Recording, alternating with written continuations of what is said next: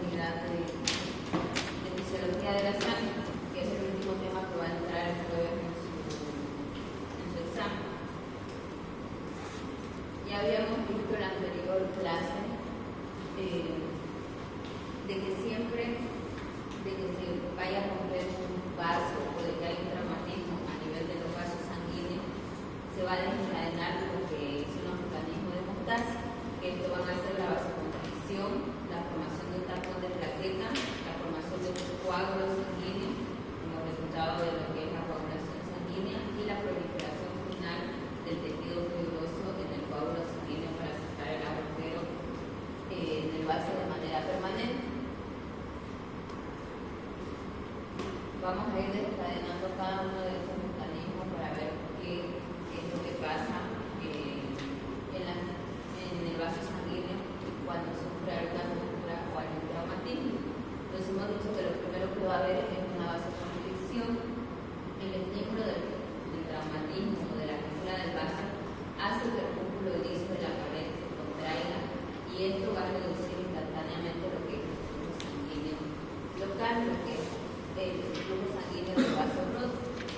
La contracción es el resultado de un espasmo miógeno local de los factores autocoides locales procedentes de los tejidos traumatizados y de las plaquetas sanguíneas. Y por último, va a ser resultado también de los reflejos nerviosos. Ya saben que las arterias también están inervadas, por eso es que cuando hacemos una resonancia arterial o usamos una arteria buena que está inervada por los nervios que llegan a este nivel. Esto va a ser un mecanismo que se produce en cuanto a la vasoconstricción, que es el primer mecanismo que se va a activar cuando hay un traumatismo o una ruptura del vaso. A continuación, lo que va a haber va a ser una formación del tapón plaquetario. Hemos dicho que después de la vasoconstricción, las plaquetas van a migrar hacia esta zona para producir lo que es el tapón plaquetario. Sabemos que las plaquetas son discos diminutos de más o menos 1 a 4 micrómetros que se forman en la médula ósea a partir de los megacariocitos. La concentración en la sangre va a variar entre 150.000 a 300.000 plaquetas por mililitro. Estas tienen una semivida de más o menos 8 a 12 días y se eliminan en lo que es el vaso. Contienen una membrana celular que se caracteriza por contener glicoproteínas que van a evitar la adherencia al endotelio normal y los fosfolípidos que son los que van a ayudar y van a ir a estimular la fase de la coagulación con la marcada coagulación que vimos en la anterior clase. En el citoplasma de las plaquetas van a haber moléculas de actina y miosina que además va a existir otra proteína contráctil que es la trombocitosina. El resto del retículo endoplasmático y del aparato de Golgi van a almacenar los iones de calcio, que luego van a ser liberados también para estimular lo que es la cascada de coagulación. En las mitocondrias y los sistemas enzimáticos que tienen la capacidad de formar ATP y ADP van a dar la energía necesaria para que funcionen estos plaquetas. En su sistema enzimático se van a sintetizar también lo que son las prostaglandinas, que es una importante proteína llamada factor C, estabilizador de la insulina, y también va a segregar a través de ese citoplasma un factor de crecimiento. ¿Cuáles van a ser los mecanismos de este tapón plaquetario? Las plaquetas van a entrar en contacto con lo que es la superficie vascular dañada, justamente donde se ha producido la ruptura o donde se ha producido el traumatismo del vaso.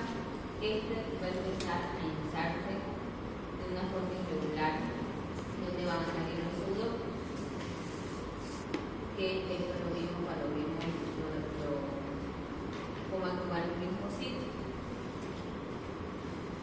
Como en el citoplasma hemos visto que tienen proteínas contráctiles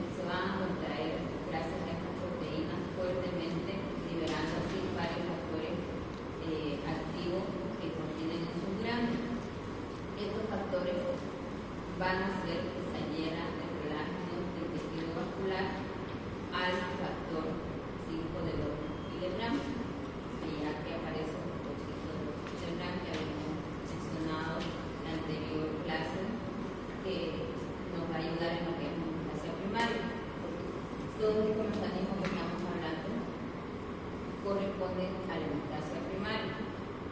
Estos van a segregar gran cantidad de ADP y sus enzimas van a formar lo que es el retroglutano A2. El ADP más retroglutano A2 van a actuar en las plaquetas que tengan más cerca, activándolas, son los que van a actuar las plaquetas para que éstas se adhieran y formen así lo que es el tapón plaquetario. Va a ser muy parecido a lo que vimos como la miotaxis en los linfocitos, que por segregación de células químicas o demás atraen los linfocitos. Aquí, por la liberación de lo que es el retroglutano A2 y del ADP, va a ser que hay una atracción de lo que es las plaquetas, y las plaquetas se van a acumular y se van a unir para formar lo que es el tapón plaquetario. ¿Cuál es la importancia de estos mecanismos para cerrar estos vasos? El tapón plaquetario va a cerrar lo que son las rupturas más diminutas que puedan haber en los vasos sanguíneos. Puede hacerlo en varios vasos sanguíneos y varias veces a la vez. Las plaquetas se funden con otras células endoteliales y forman las membranas celulares endoteliales. Entonces lo que va a pasar es que si va a haber un daño en la pared, un traumatismo, una ruptura en la pared del vaso, el primer mecanismo hemos dicho que va a ser la vasoconstricción, pero a continuación, por la liberación de las enzimas que hay en el endotelio, van a traer lo que son las plaquetas para formar el tapón plaquetario. Este tapón, en primera instancia, en la hemostasia primaria, nos va a ayudar a tapar lo que es ese daño, esa ruptura. Lo malo es de que las plaquetas ya hemos visto que tienen una semivida relativamente corta, van a ser más frágiles, entonces nos van a servir en el momento agudo, pero necesitamos algo que tenga más resistencia y que sea más fuerte para que ese vaso se recupere y no vuelva a sangrar. Entonces eso es lo que va a ser la cascada de la coagulación, que fue la que lo digo. ¿Cómo empieza la coagulación sanguínea en el vaso roto? El coágulo va a empezar a aparecer en unos 15 a 20 segundos una vez producido el daño. Si el daño es grave, pero si el daño, el traumatismo ha sido un poco menor, va a tardar un poco más de 1 a 2 minutos. Pues esto por la cantidad de sangre que se va a perder a ese nivel. Las sustancias activadoras en la pared vascular traumatizada de las plaquetas y de las proteínas sanguíneas se van a adherir a lo que es la pared vascular traumatizada y van a iniciar el proceso de la coagulación. Más o menos entre 20 minutos a 1 hora después, el coágulo se va a retraer y va a cerrar todavía más lo que es el vaso sanguíneo, a producir esta expresión del coágulo. Una vez formado el coágulo sanguíneo, va a seguir 2 caminos.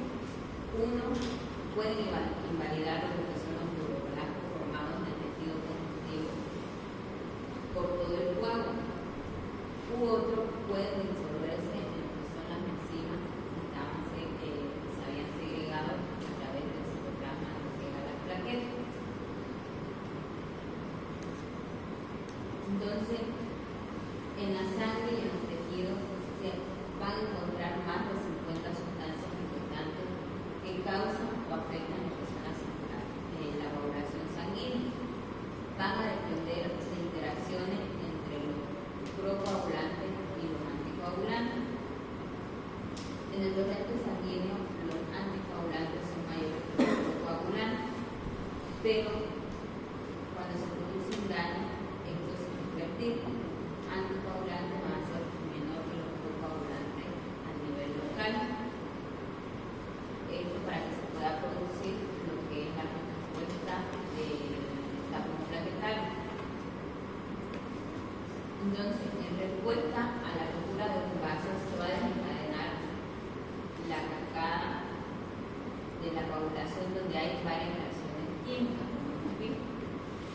El tapón del vaso sanguíneo va a tener lugar tres etapas que son esenciales. La primera va a ser la formación de sustancias activas llamadas activador de la protrombina. La segunda, el activador de la protrombina va a catalizar la conversión de la protrombina a la trombina. Y el tercero, la trombina va a actuar como una enzima para convertir el fibrinógeno en fibras de fibrina que van a atrapar en sus paredes, plaquetas, células sanguíneas y plasma para formar proteínas suaves. Y estamos hablando de lo que es la coagulación. Ya saben que el objetivo final es producir el tapón de fibrina, ¿cierto? ¿Qué es lo primero que va a hacer? Va a convertir la protrombina en trombina a raíz de una serie de pasos. ¿Cómo va a ser esta conversión? Primero se va a formar un activador de la protrombina como resultado de la ruptura del vaso sanguíneo o de su lesión por sustancias especiales que están presentes en la sangre. Segundo, el activador de la protrombina en presencia de cantidades suficientes de calcio iónico va a convertir la protrombina en trombina. Ya hemos dicho que el calcio es importante para que se desencadene este paso porque va a actuar en distintos niveles de lo que es la cascada de la coagulación para activar los factores. Tercero, la trombina polimeriza las moléculas de fibrinógeno en fibras de fibrina entre otros 10 a 15 segundos. Así, la producción de protrombina se da en el hígado si este no la produce, no produce su concentración en el plasma, va a disminuir para mantener la coagulación normal de la sangre. Si no hay vitamina K, hay una gran tendencia al sangrado, porque ya hemos visto que existen 4 factores que son vitamina K dependientes, que van a actuar a nivel del hígado, que es donde se produce la mayoría de los factores de la coagulación. La trombina es un compuesto procedente de la protrombina, que es un peso molecular alto, de más o menos de 1700 gramos.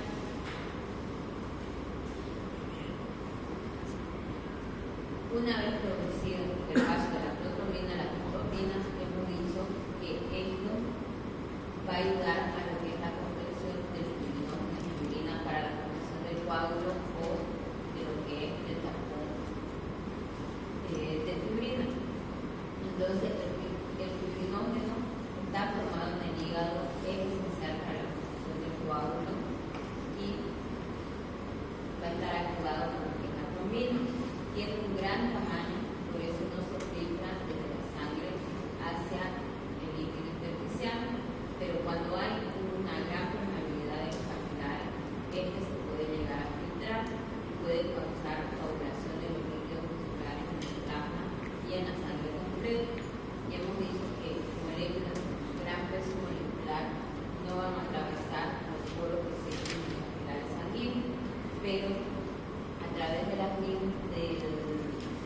sistema linfático se va degradando, estas sustancias se van degradando, estas moléculas que se hacen más pequeñas se pueden filtrar a través de los capilares sanguíneos y pueden cumplir su función dentro de lo que son los líquidos musculares. Entonces, la acción de la trombina sobre el fibrinógeno lo va a hacer al final de lo que es la cascada de la coagulación.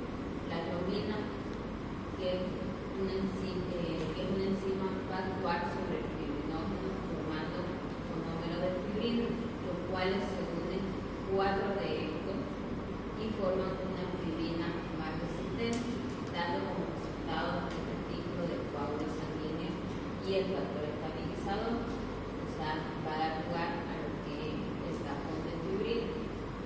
Tienen que unirse varios monómeros de fibrina para que el tapón sea resistente. Entonces, ¿cómo se forma ese coágulo sanguíneo? ¿Qué es ese coágulo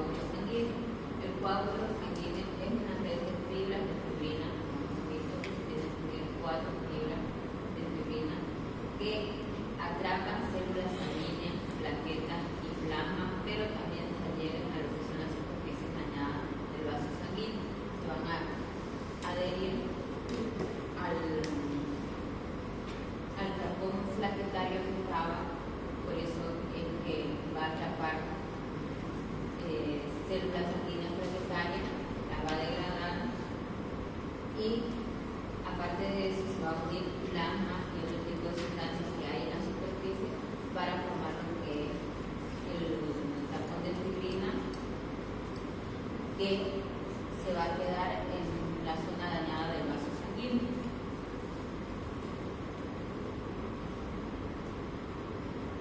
Una vez formado el coágulo, se comienza a exprimir el líquido que hay en él, que es el suero o el líquido tisular, que se da entre 20 y 60 minutos después de haber formado lo que es el coágulo, no el tapón plaquetario, sino el coágulo de fibrina. Este se diferencia del plasma, ya que no tiene el mismo tipo de coagulación. Puede tener plasma, existen una serie de sustancias de moléculas, pero a diferencia de lo que es el coágulo en sí, el coágulo va a tener lo que son los factores de coagulación.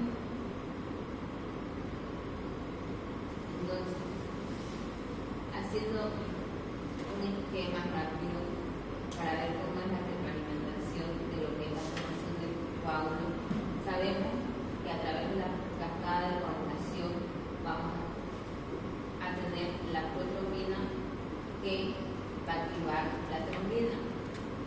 La trombina, en una retroalimentación positiva, se puede volver a estimular para seguir activando la protrombina para que segregue más trombina.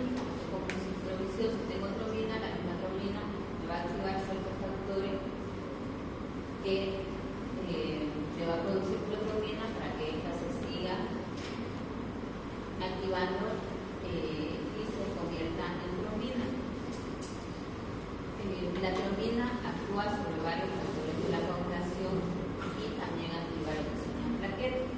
Existen, por otro lado, lo que son los activadores de la protrombina que se van a producir cuando hay un traumatismo vascular. Entonces hemos dicho que cuando hay un traumatismo o hay un daño a nivel del vaso, automáticamente se van a activar los factores de la protrombina para activar lo que es la cascada de la coagulación, para que ésta produzca protrombina y active lo que es la trombina. La trombina también es un activador de la protrombina, por si acaso. Es como que se autoactiva para seguir pasando de la protrombina a la trombina. Entonces el coágulo así continúa creciendo hasta que deja de perderse sangre.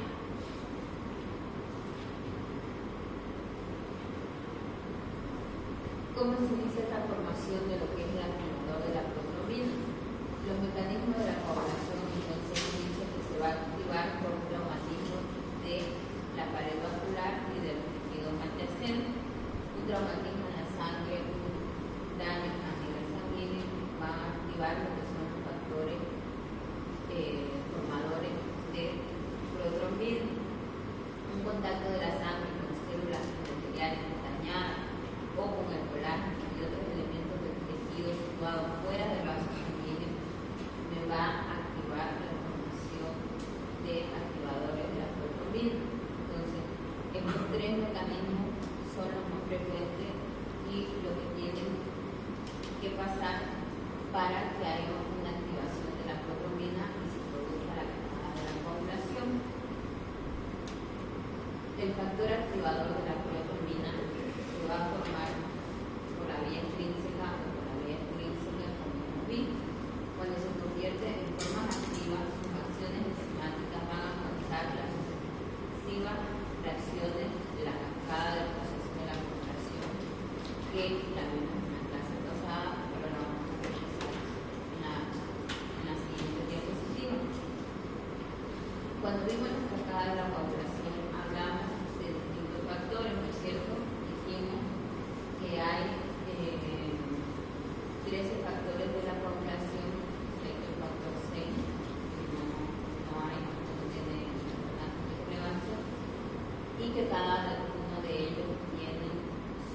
nombre y cumple una función, ¿cierto? Ustedes en su librito tienen esta listita donde habla de cada uno de estos factores. Dijimos que el número de cada factor iba como del producto final hacia arriba, ¿no es cierto?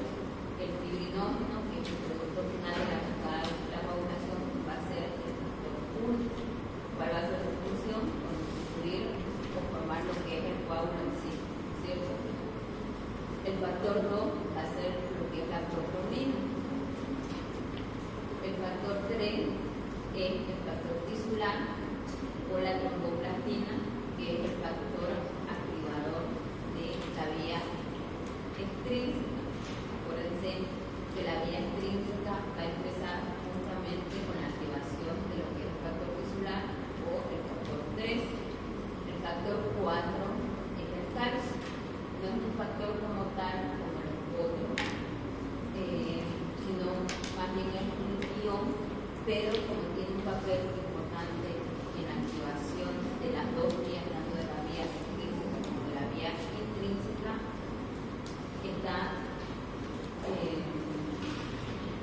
está dentro de lo que son los factores de la coagulación.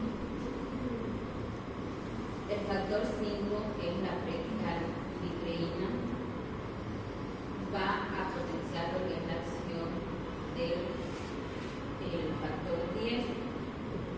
Hemos visto que tanto por la vía extrínseca como por la vía intrínseca, y así también como por la vía común en la retroalimentación que tiene la trombina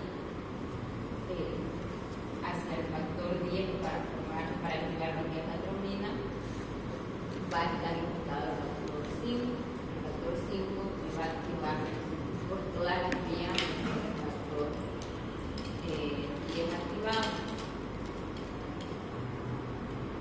El factor 9, 10, 11 y 12 hemos visto que son los factores que se activan en la vía intrínseca para luego ser activados por el factor 8 para activar lo que es el factor 10 por la vía intrínseca, ¿cierto? Y yo les pasé el esquemita de la vía intrínseca, la vía extrínseca y la vía común de lo que es la cascada de coagulación para que repasen las veces que quieran cada uno de los pasos.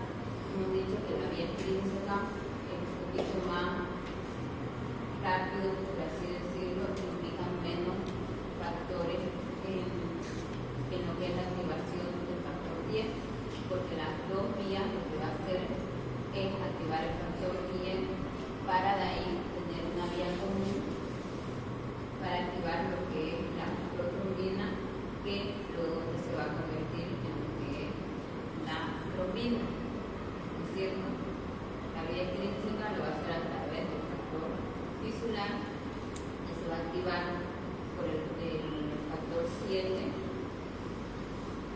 acompañado del calcio, para activar lo que es el factor 10 con su cofactor 5. Y ya hemos dicho que en las dos vías va a estar el cofactor 5 para activar el factor 10 al factor 10 activado. Por la vía intrínseca vamos a ir de mayor a menor.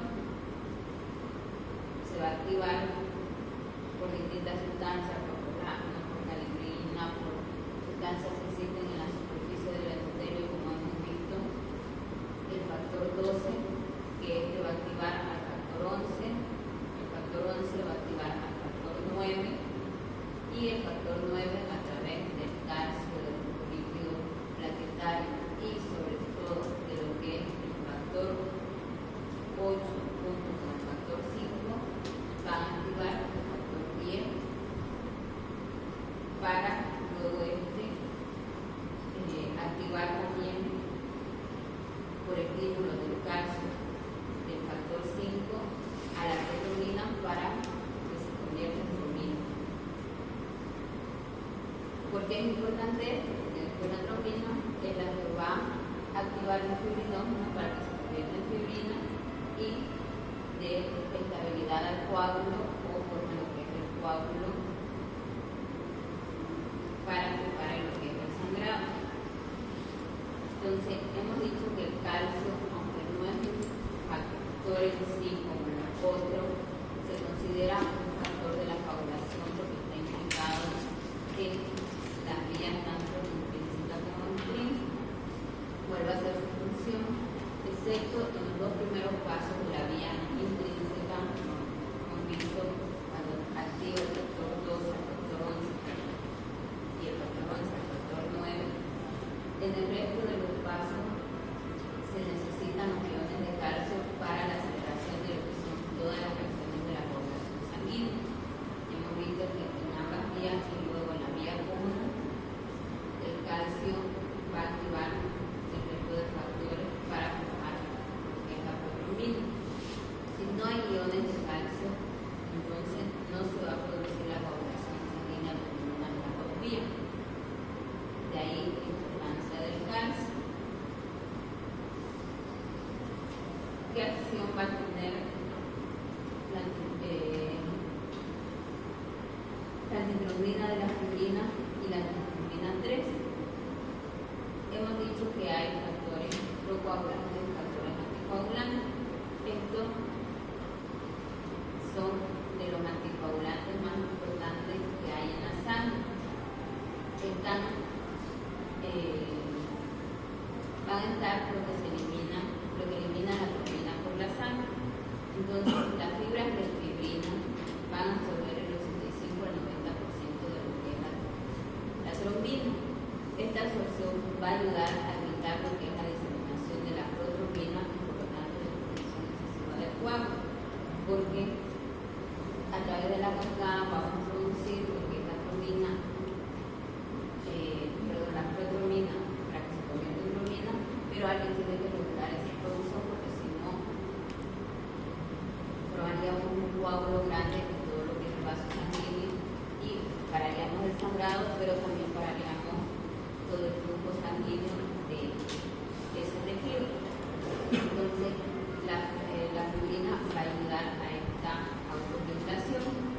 Una alfa-globina llamada antitrombina 3 o cofactor antitrombina hepalina se une con la trombina que no es absorbida y bloquea la trombina sobre el fibrinógeno.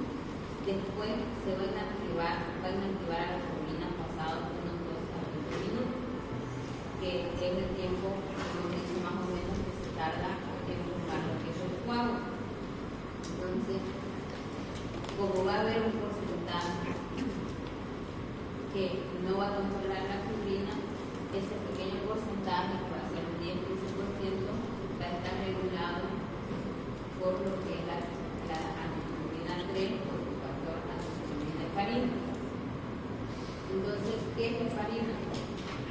Y ya hemos dicho también que lo utilizamos como anticoagulante, que hay ya productos sintéticos que simulan lo que es heparina en la industria farmacéutica, que nos va a ayudar a lo que es la coagulación sanguínea. Entonces, la heparina va a ser un polisacárido conjugado con carga negativa. Su concentración en la sangre es baja. Al combinarse con la antitrombina 3, su eficacia va a aumentar para eliminar lo que es la trombina. Por sí sola no pararía mucho lo que es la trombina, pero en combinación con la trombina 3, esta eficacia va a aumentar entre 100 a 1000 veces más. También va a eliminar lo que son los factores 12A, el factor 11, el factor 10 activado y el factor 9. Si se dan cuenta, son los factores de la vía intrínseca. Es producida por los citocitos hidrobasófilos en el tejido conjuntivo y por los basófilos en el plasma. Abunda en lo que es el hígado y los pulmones. Por eso es que a nivel de de estos órganos podemos tener alterado lo que son la coagulación y producir ciertas enfermedades relacionadas con la coagulación, tanto a nivel del hígado, como hemos dicho, neutropenia, o cuando tenemos una cirrosis hepática o cierta alteración en el hígado, vamos a tener alterada la coagulación. Y a nivel de los pulmones tenemos lo que es el tromboembolismo pulmonar, personas con fallas alveolares, cuando fallan estos factores de coagulación. La plasmina va a provocar lo que es la lisis del coágulo sanguíneo. Las proteínas que hay en el plasma tienen una euglobina llamada plasminógeno o profibrinolizina, que cuando se activa se convierte en una sustancia llamada plasmina o fibrinolicina. Esta se va a activar a través de una enzima. Entonces la plasmina es una enzima proteolítica que se parece a la tripsina, que es la enzima digestiva proteolítica más importante de la célula pancreática. Va a digerir lo que son las fibras de fibrina y las proteínas coagulantes como el fibrinógeno, el factor 5, el factor 8, la protrombina y el factor 12. Cuando se forma plasmina puede iniciar un coágulo y destruir muchos de lo que son los factores de la coagulación que hemos visto, todos los factores de coagulación que puede destruir, lo que a veces hace que la sangre sea menos coagulable. Lo van a escuchar cuando queramos detener algún grado de más, se pone como agonista de lo que es la plasmina.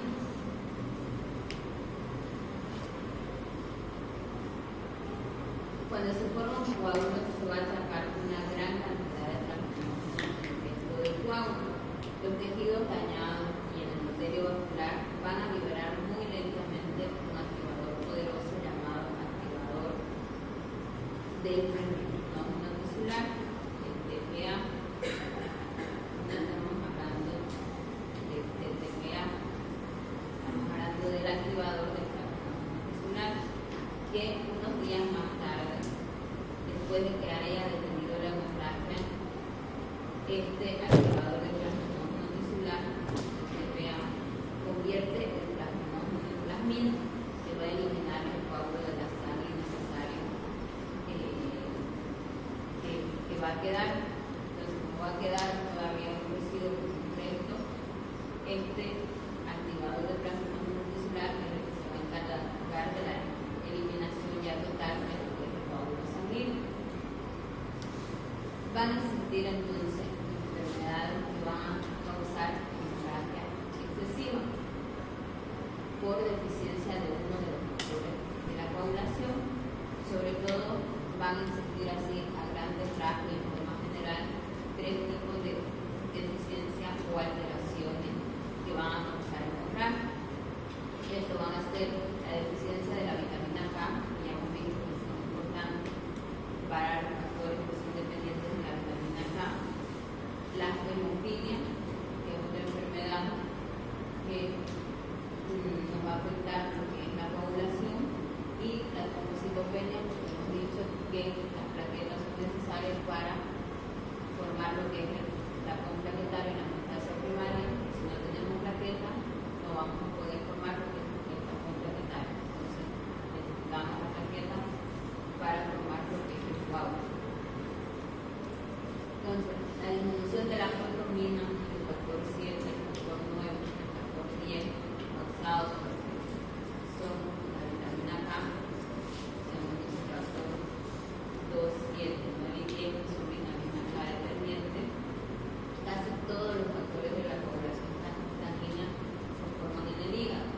Por tanto, las enfermedades hepáticas, hemos dicho, la hepatitis, la cirrosis u otro tipo de patología pueden destruir el sistema de la coagulación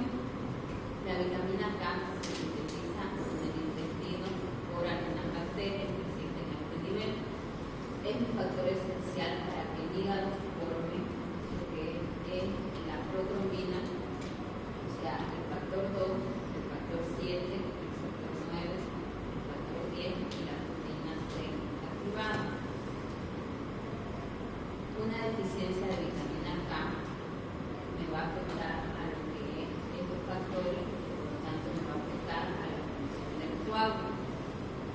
Las enfermedades digestivas ocurren por mala absorción de las grasas del tubo digestivo. Estas también pueden ocasionar alteración de estos factores. Hemos dicho que la vitamina K se va a sintetizar en el intestino. Si tengo una alteración a este nivel, no voy a sintetizar vitamina K y por ende tampoco voy a ir a activar a lo que son vitamina K dependientes.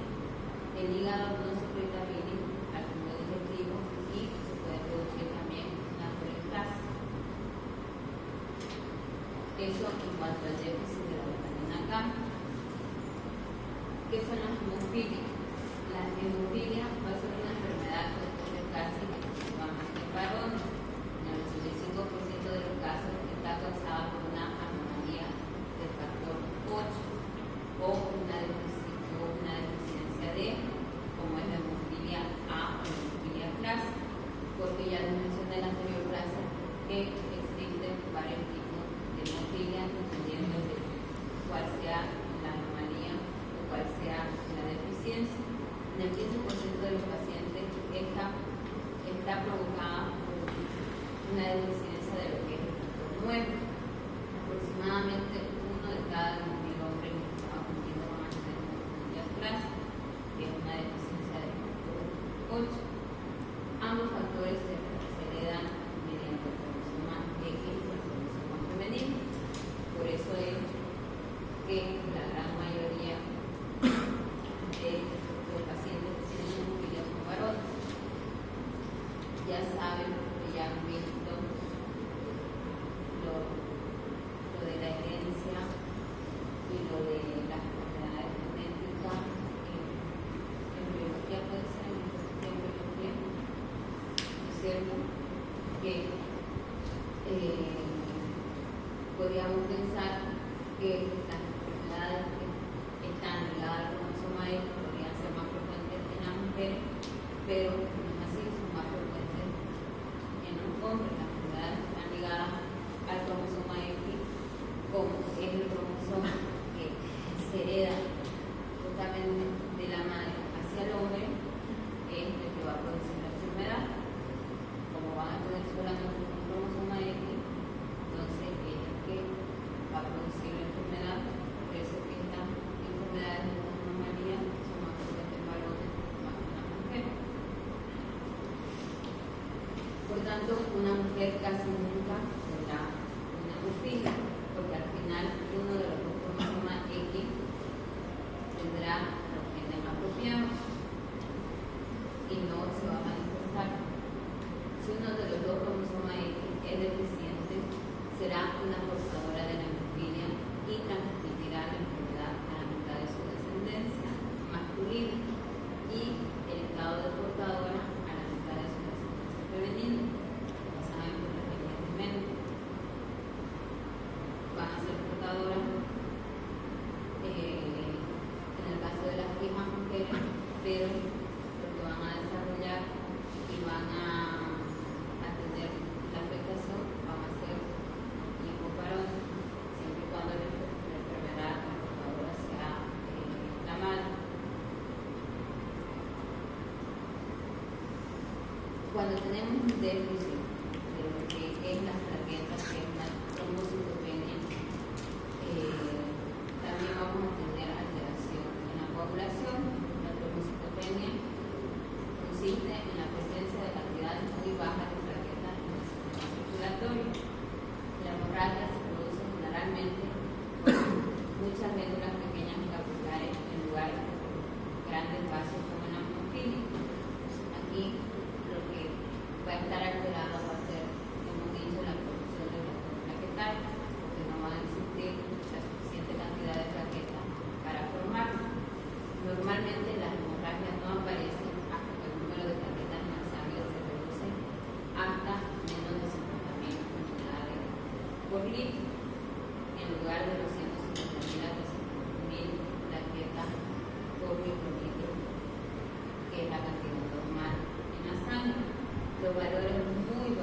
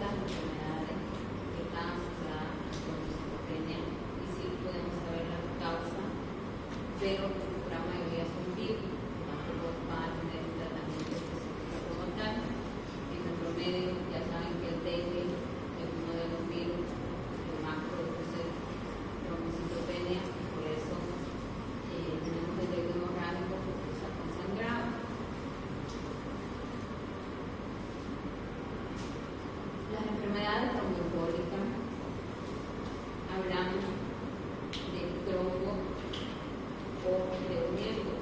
Un trombo va a ser un coágulo anormal presente en la sangre.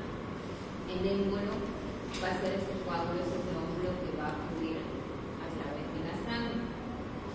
Los émbolos originados en el lado izquierdo del corazón pueden fluir hacia la periferia y caminar lo que son las arterias o arteriolas del cerebro, de los pulmones o del mismo corazón también, de ese lado.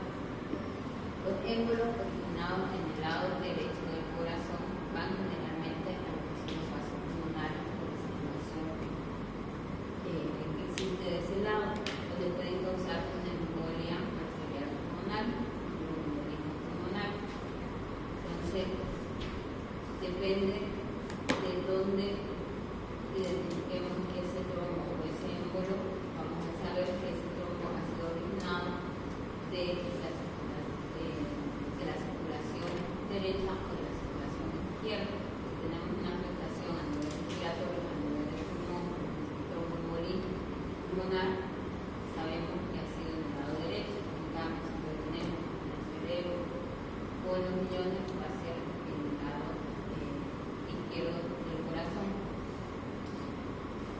Cualquiera de las superficies endoteliales rugosas como la arteriosclerosis, una infección, un traumatismo, pueden ser causas de enfermedades tromboembólicas. La sangre coagulada a menudo, cuando fluye muy lentamente a través de los vasos sanguíneos, va a formar siempre pequeñas cantidades de trombina y otros procoagulantes, dando lugar así a lo que son las enfermedades tromboembólicas por la formación de trombo o de émbolo. Existe lo que es la coagulación intravascular diseminada, que es un cuadro grave que puede desencadenar muchas enfermedades, muchas patologías, pueden acabar haciendo lo que es una coagulación intravascular diseminada, que va a ser una afectación también general de todos los órganos del paciente.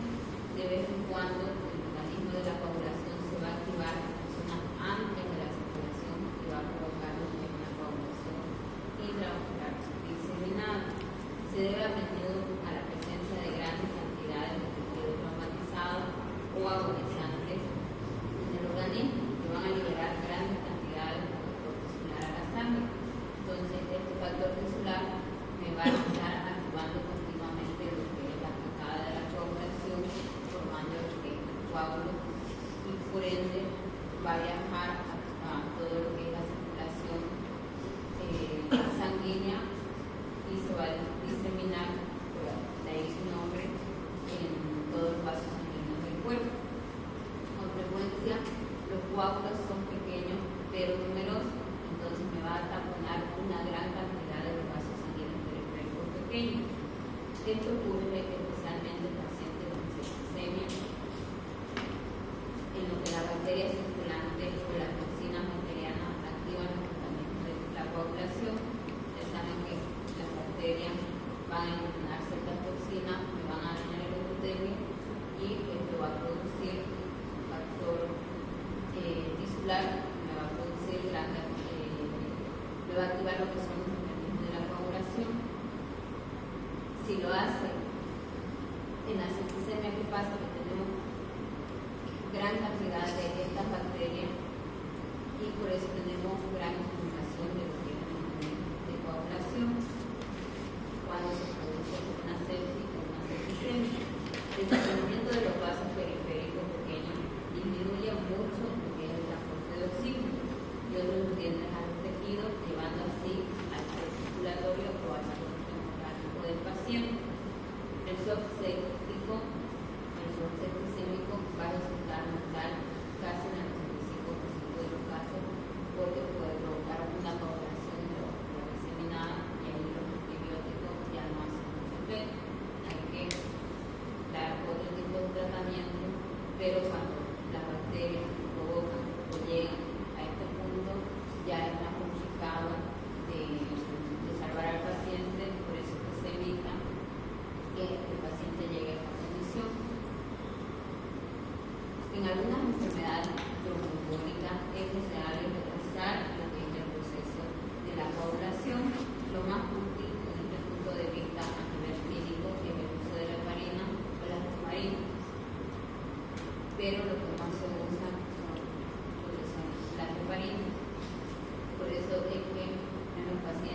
están en terapia intensiva, los pacientes que están encamados o que tienen una infección que sospechamos que va a ser, que puede ser muy grave, que se puede diseminar de forma rápida, se pone anticoagulante con la heparina. La heparina como anticoagulante intravenoso se extrae de tejidos animales y se prepara de una forma casi pura. La inyección se hace calculando más o menos de 0,5 a 1 miligramos por kilogramo de peso. Va a incrementar lo que es el tiempo de la coagulación, que es más o menos de 6 minutos a 30 minutos o más. Su acción va a durar entre hora y media a 4 horas, depende de la heparina que utilicemos. Las heparinas van a, la heparinasa es una enzima que va a destruir lo que es la heparina en sí. La cumarina, que es otro anticoagulante que habíamos hablado, su mayor representante, que ya mencionamos en la anterior clase, es lo que es la warfarina, que va a actuar a nivel de lo que son los factores vitamina K dependientes, el factor 2, 7, 9 y 10, que son los que están formados en el hígado. Va a competir con lo que es la vitamina K por los sitios reactivos a la formación de protrombina y a nivel de estos factores. Va a disminuir la coagulación de la sangre al 50% tras las primeras 12 horas y al 20% tras 24 horas después. Tiene una acción más retardada y más prolongada que lo que es la heparina. Su duración va a ser de 1 a 3 días. Por eso es que también se puede revertir utilizando vitamina K. Como compite con la vitamina K, cuando tenemos un exceso o está fuera del rango de la warfarina, la podemos revertir en un antídoto que es justamente la vitamina K. Hemos dicho que la cascada de la coagulación y todo lo que es la coagulación la podemos ver en el coagulograma o en las pruebas de coagulación sanguínea, que estas son el tiempo de hemorragia que se va a hacer a nivel de fuera lo que es el dedo, la punta en el dedo o en el lóbulo de la oreja, y se contabiliza cuánto tiempo tarda en entrar lo que es el sangrado. Normalmente tarda entre 1 a 6 minutos. Ese es el tiempo de hemorragia normal. El tiempo de coagulación ya se hace un tubo de ensayo de sustancias químicas, ya necesita de una máquina para su determinación. Su valor normal va a ser de 6 a 10 minutos. El tiempo de protrombina, el cociente normalizado internacional, da una indicación de lo que es la concentración de protrombina en la sangre. El tiempo de protrombina va a ser aproximadamente 12 segundos. Que si se dan cuenta más o menos el tiempo que hemos dicho que se tarda en lo que es la cascada de la coagulación, igual se la cascada de la coagulación. Y eso sería todo sobre el tema de las clases. Sé que son muchas cositas, pero ya les he dicho que lo más importante sobre todo lo que es la cascada de la coagulación, la hemostasia secundaria y dentro de la hemostasia primaria lo que es el tapón plaquetario, que necesitamos las plaquetas para el tapón plaquetario. ¿Alguna